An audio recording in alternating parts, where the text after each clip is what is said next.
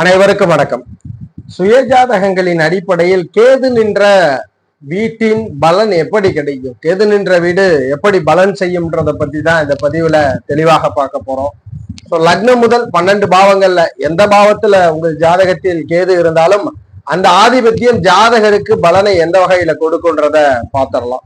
அதுபோல் கேதுவுடைய இயல்பு குணம் என்ன அப்படின்னும் பொழுது, ஒரு மனிதனுடைய வாழ்க்கையிலே தடைகளை கொடுத்து பிறகு வெற்றி கொடுப்பதுதான் கேதுவனுடைய குணம். இதுல மாற்று கருத்தே கிடையாது. கேதுவை பொறுத்த வரைக்கும் ஞானக்காரகர் என்று வரையறுக்கப்படுகிறார். அதுபோல் ஆன்மீகத்தை முழுக்க முழுக்க பறைசாற்றக்கூடிய கிரகமும் கேது பகவான் தான். ஒரு மனிதனுக்கு ஞானம் என்ற ஒரு நிலையை அடைய வேண்டும் என்றால் வாழ்க்கையில் அனுபவத்தை பெற்றால்தான் ஞானம் கிடைக்கும். இந்த விதிக்கு இணங்க கேது அமர்ந்த வீட்டில் ஜாதகருக்கு முதல்ல கொஞ்சம் தடை இருக்கிறது, முதல்ல கொஞ்சம் தடையை ஏற்படுத்துது.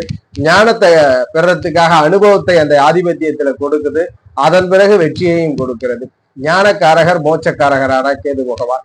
அந்த வகையில கேதுவை பொறுத்த வரைக்கும் இன்னும் எளிதில நம்ம புரிஞ்சுக்கணும் அப்படின்னா, பாம்பினுடைய வெட்டப்பட்ட தலை எல்லாமே எடுத்துக்குது ராகு பகவான். எதுவுமே கிடைக்கல கேதுவுக்கு, எதுவும் கிடைக்காமல் வெற்றி பெற்றவர் கேது பகவான். அதனாலதான் கும் இருட்டிலும் ஒளியை கண்டுபிடிப்பவர் கேது பகவான். கேது வலுத்தவர்கள் எல்லாம் பாத்தீங்கன்னா ஆராய்ச்சியாளர்களாக இருப்பார்கள். யாருடைய ஜாதகங்கள் எல்லாம் கேது வலுத்திருக்கோ அவங்க எல்லாம் பாத்தீங்கன்னா தன்னுள்ளே 1000 கேள்வியை கேட்டுக்கொள்ளக்கூடியவர்கள். எப்பொழுது கேது வலுப்பாடுறதும் பின்பு வீடியோவில் பார்த்துடலாம். 1000 கேள்வியை தன்னுள் கேட்டுக்கொண்டு தன்னுள்ளே விடையை தேர்ந்தெடுப்பவர்கள். கேது வலுத்தவர் அதீத ஆன்மீக சிந்தனை கொண்ட நபராக இருப்பார். அதுபோல் அனுபவசாலியாக இருப்பார். முதிர்ச்சி அடைந்த நபராக, முதிர்ச்சினா உடல் தோற்றத்தில் அல்ல, மனதளவில் ஜாதகர் அனுபவம் அதிகம் வாய்ந்த ஒரு பெரிய நபராக இருப்பார். அமைதியை பறைசாற்றக்கூடியவர் கேது பகவான். அதீத பொறுமையையும் நிதானத்தையும் பறைசாற்றக்கூடியவர் கேது பகவான். அதே போல் ஒரு ஜாதகத்திற்கு கண்ணுக்கு புலப்படாத விஷயங்களில் இருந்தும் வெற்றியை பெறுவது கேது பகவான். இதுல கேது நிறைய பேர் இந்த திரிகோணங்கள்ல கனெக்ட் ஆயிடும் பொழுது அவருக்கெல்லாம் பிரபஞ்சத்தோட தொடர்பெல்லாம் ஏற்படுத்தி கொடுக்கும். நிறைய பேர் ஆன்மீகவாதிகளாக இருப்பார்கள், அருள்வாக்கு சொல்றவங்களா இருப்பாங்க.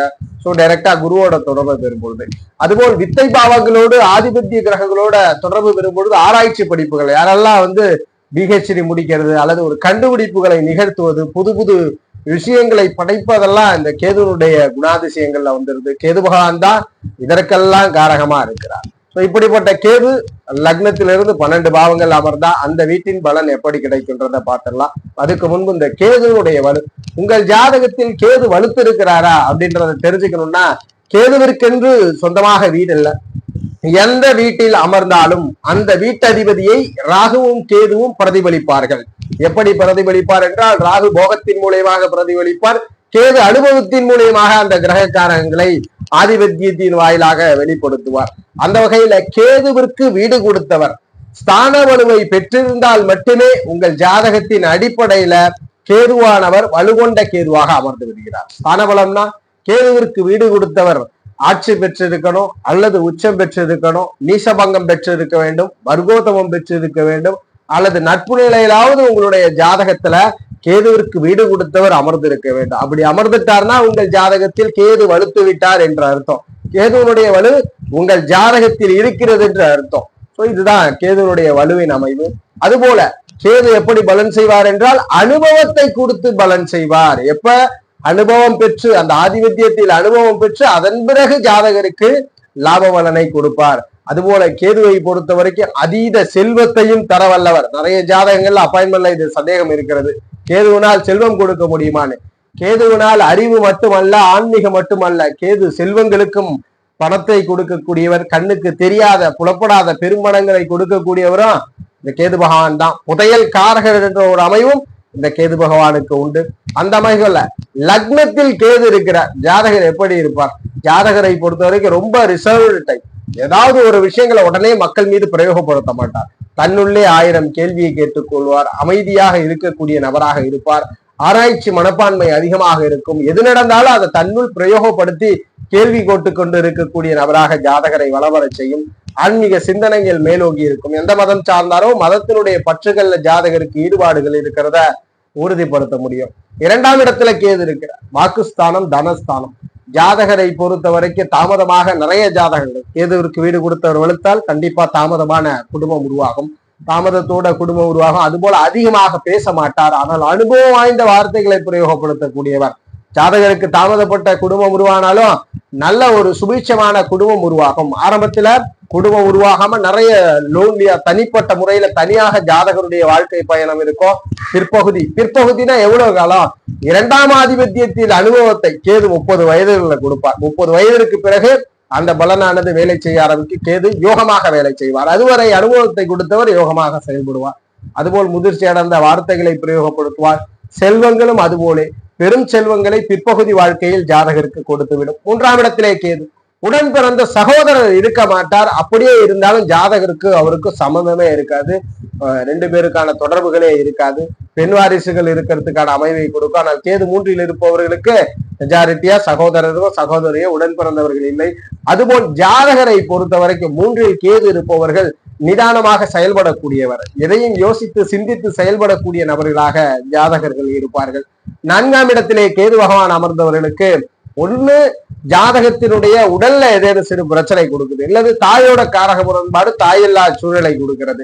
இந்த 2 விஷயங்களும் சரியா இருந்தா எஜுகேஷன், பிடித்த படிப்பை படிக்க முடியல, கல்வி தடையை கொடுத்து ஜாதகரை வளம்பெற செய்கிறார். கல்வியில் தடை ஏற்பட்டாலும் ஞானம் கிடைக்கிறது, அனுபவ அறிவை அதிகம் பெறுகிறார். வீடு வாகன வாசல்களும் அப்படியே தாமதம். இதில் ஏதேனும் ஒரு காரகங்களை ஜாதகத்தில் புதன் சந்திரன் சுக்கிர வலுவை பொறுத்து தடை பண்ணி கொடுக்கிறார். ஆனால் பிற்பகுதி வாழ்க்கையிலே செல்வங்களை அதிகம் கொடுக்கிறார், வீடு வாகன வசதி சொத்து சுகங்களை அதிகம் கொடுக்கிறார், வித்தைகளில் வல்லவராக ஜாதகரை மாற்றுகிறார். 5ஆம் இடத்திலே கேது பகவான் அமர்கிறார். ஞான கிரகம் மகிழ்ச்சி பாவத்தில் அமர்கிறார். அப்போ ஜாதகனுடைய முற்பகுதி வாழ்க்கையில மகிழ்ச்சி குறைவாக இருக்கும். 30 வயது வரைக்கும் ஒரு காதல் ரீதியான சாதகம் இல்லாத பலனை அனுபவிப்பார், அல்லது ஜாதகரை பூர்வீகத்தை விட்டு வெளியிலே வளம்பெற செய்யும். ஜாதகருக்கு குழந்தையையும் தாமதப்படுத்தும். அப்படி இருக்கும் பட்சத்துல பெண் குழந்தை அமைவுகளை கொடுக்கிறது அதிகமாக. கேதுவிற்கு வீடு கொடுத்தவர்களுக்கு. ஆனால் ஜாதகருக்கு நெகட்டிவ் தான் இருக்கு. 5லன்னா பாசிட்டிவான விஷயங்கள், அனுபவம் கிடைக்குது, நல்ல சிந்தனையாளராக இருக்கிறார், ஆராய்ச்சி மனப்பான்மை கொண்டவர்களாக இருக்கிறார், உயரிய படிப்புகளை படிக்கக்கூடிய நபராக இருக்கிறார். அதுபோல ஜாதகருக்கு ஆன்மீக சிந்தனைகள் வருகிறது, நன்னெறி வருகிறது, அனுபவங்கள் வருகிறது, குழந்தைகள் திறமையானவர்களாக இருக்கிறார்கள், அறிவு சிந்தனைவாதிகளாகவும் ஜாதகரை வளவர செய்கிறது. 6ஆம் இடத்திலே கேது. ருணரோக பாவத்துல கேது இருக்கும் பொழுது வேலையை ஜாதகருக்கு தடை பண்ணி கொடுக்குது, நல்ல வேலை அமையறதுல தாமதமாகிறது. அதுபோல எதிரி நோயெல்லாம் விரட்டி அடிக்கும். கேது மட்டும் வீடு கொடுத்தவர் வலுக்கிறார், லக்ன யோகருடைய பார்வை பெற்றுட்டார்னா எதிரிகளே கிடையாது. வாழ்க்கையில நீங்க தான் அரசியல் போன்ற அமைவுகள் இருக்கிறது, காம்படிட்டிவ் எந்த போட்டிக்கு போனாலும் நீங்க தான் வெற்றி பெறுவீர்கள். கேது 6ஆம் இடத்திலே இருப்பவர்கள். கடனும் அப்படித்தான். ஜாதகருக்கு எவ்வளவு இருந்தாலும் அதை அடைக்கக்கூடிய பிரார்த்தம் உண்டு. கேதுக்கு வீடு கொடுத்தவர் வலுக்கவில்லை என்றால் மட்டும்தான் ஆதிபத்தியம் செயல்படும். மற்றபடி 6ஆம் இடத்திலே கேது யோகமான ஒரு பலனை கொடுக்கிறார். அதற்கு தகுந்தாற் போல வேலையும் கொஞ்சம் தாமதம் பண்ணுது. ஆதிபத்திய கிரகம் வலுக்கும் பொழுது லேட்டா கிடைக்குது, நல்ல பலனும் கிடைக்கிறது. 7ஆம் இடத்திலே கேது. தாமதமா வாழ்க்கை துணைவர் அமைகிறார். நண்பர்கள்னு சொல்லிக்கிற அளவுக்கு நிறைய பேர் இல்லை, ஏதாவது 1 பேர் 2 பேர் தான் அதிகபட்சமாக இருப்பார்கள். வாழ்க்கை துணைவரும் லேட்டா திருமணத்தை கொடுக்கிறது. லேட்டா கொடுத்தாலும் நல்ல நண்பர், ஒரு நண்பன் என்றாலும் நல்ல நண்பனாகவும், துணைவர் லேட்டா அமைஞ்சாலும் நல்ல மனைவி நல்ல கணவன் கிடைக்கிறார்கள். அதுபோல ஜாதகருக்கு வரக்கூடிய துணைவர்கள் ஆன்மீக சிந்தனை கொண்டவர்களாகவும் அறிவு நிறைந்தவர்களாகவும் காட்சிப்படுத்தப்படுவார்கள். 8ஆம் இடத்திலே கேது. ஞானக்காரகர் 8இல் மறைகிறதுனால என்னெல்லாம் நடக்குது? தாமதப்பட்ட குடும்பத்தை இங்கேயும் கொடுக்கிறது. 8ஆம் இடத்துக்கு எதுவும் தாமதமான குடும்ப வாழ்க்கையை கொடுக்கிறது. அதுபோல் ஜாதகருக்கு சில சமயங்களிலே கேது தசையோ புத்தியோ நடக்குதுன்னா மரண பயங்களையும் கொடுக்கிறார். கேது இருள் கிரகம் என்பதனால, இருள் கிரகம் மும்மிருட்டில் இருந்து ஒளியை பெறுறதுனால ஆரம்ப காலங்கள்ல சிறு வயதுகள்ல பய உணர்வுகள் அதிகமாக இருக்கும். பிற்பகுதியிலே ஜாதகருக்கு பய உணர்வுகள் முழுவதுமாக விலகிவிடும். அதுபோல் பூர்வீகத்தை விட்டு வெளியில் இருப்பவர்களுக்கு இந்த கேது சிறப்பாக செயல்பட்டு கொடுக்கிறார். எதிர்பாராத தனங்களையும் கொடுக்கிறார். 9ஆம் இடத்திலே கேது. பாகிய பாவத்துல கேது இருக்கிறார். ஆன்மீக சிந்தனை உண்டு, இறை நம்பிக்கை ஜாதகருக்கு உண்டு. தந்தையினால் ஆதாயம் குறைவாக இருக்கிறது. தந்தை இல்லாத சூழல் தந்தையினால ஆதாயம் குறைவு. ஜாதகராத்தான் சுயமுயற்சியால தான் வெற்றி பெறான். சுயமுயற்சியில தான் ஜாதகருக்கு சமூகத்துல பலன்கள்லாம் கிடைக்கிறது இந்த 9ஆம் இடத்துக்கு கேதுவினார்.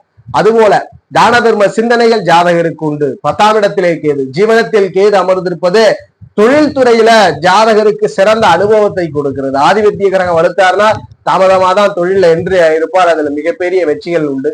ஜாதகர் சிந்தித்து தொழில் செய்பவராக இருப்பார். தொழிலிலே பொறுமையாக அடுத்தடுத்த கட்டங்களுக்கு நகர்பவராகவும் உறுதியான சாம்ராஜ்யங்களை உருவாக்கக்கூடியவராகவும் இருப்பார். ஆனால் 30 வயதிற்கு பிறகு அது வரைக்கும் தொழிலுக்காக தேடிக்கொண்டிருப்பார். பல வருடங்கள் பல தொழிலை செய்து திருப்தி இல்லாமல் இருக்கக்கூடிய நிலை உண்டு.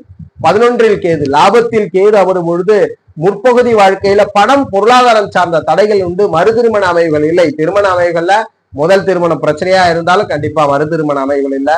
வாழ்க்கையில எல்லாமே ஜாதகரா தான் பெற்றுக்கொள்கிறார். யாருமே ஒரு உதவி என்று உதவி செய்வதில்லை. ஜாதகர் சுயமுயற்சியில தான் செல்வங்களிலிருந்து தனங்கள் சேர்க்கிறார். 11ஆம் இடத்துக்கு கேதுனால் பிற்பகுதியிலே தன்னால் உருவாக்கப்பட்ட சாம்ராஜ்யங்கள் ஜாதகருக்கு பலன் அளிக்கும். 12ஆம் இடத்திலே கேது, மோட்ச கிரகம் 12ஆம் இடத்தை பெறும்பொழுது ஆன்மீக சிந்தனை உண்டு. நல்ல மனிதர், சக மனிதரை பற்றி புரிதல் இருக்கும். செலவுகளை பார்த்து செலவு பண்ணக்கூடியவர். அதுபோல தூரதேச பிரயாணங்களிலே ஜாதகருக்கு ஆதாயம் உண்டு. அலைச்சல்களை விரும்பாத நபராக இருப்பார். அலைச்சல்களை பெரிதும் விரும்பாத நபர். அதுபோல ஞானம் அதிகமாக இருக்கும். இரவுகளிலே கனவுகள் அதிகமாக வரக்கூடிய சூழலெல்லாம் ஏற்படுத்தி கொடுக்கும். 12இல் கேது பகவான் இருப்பது 30 வயது வரைக்கும் சிறு வயதுகள்ல இருட்டு நேரங்கள்ல, அதாவது இரவு நேரங்கள்ல உறக்கத்திலே பலமுறை ஜாதகரை ஒரு பயமுறுத்துறதா இருக்கட்டும், அல்லது நினைவுகள்ல திடீர்னு எந்திருக்கிற விஷயங்கள் இதெல்லாம் நடைமுறைக்கு வரும். ஆனால் 30 வயதிற்கு பிறகு அது ஞானமாக செயல்படும். வாழ்க்கையினுடைய தத்துவத்தை புரிந்து கொள்ளக்கூடிய மிக முக்கிய பாவமாக இந்த 12ஆம் இடத்துக்கு எது கொடுக்கிறார். ஞானத்தை கொடுக்கிறார், அறிவை கொடுக்கிறார், சிந்தனை திறனை கொடுக்கிறார். வாழ்க்கையினுடைய பயணத்தினுடைய அர்த்தத்தை புரிந்து கொள்கிறார். ஏன் நடக்குது, எதுக்கு நடக்குது, இந்த பிரபஞ்சத்தை பற்றின ஞானத்தையும் இந்த 12ஆம் இடத்துக்கு கேது கொடுக்கிறது. அதனால 12ல கேது இருக்கிறவங்க பாத்தீங்கன்னா அமைதியாகவும் ஹம்புலாகவும் இருப்பதை ஏற்றுக்கொண்டு அடுத்தடுத்த கட்டத்திற்கு பயணப்படக்கூடியவர்களாக இருப்பார்கள். ஜோதிட ரீதியான தகவல் அல்லது உங்களுடைய சுய ஜாதகம் சார்ந்த சந்தேகங்களுக்கு ஸ்கிரீன்ல தெரிகிற நம்பரை தொடர்பு கொள்ளுங்க. வாழ்க வளமுடன். நன்றி.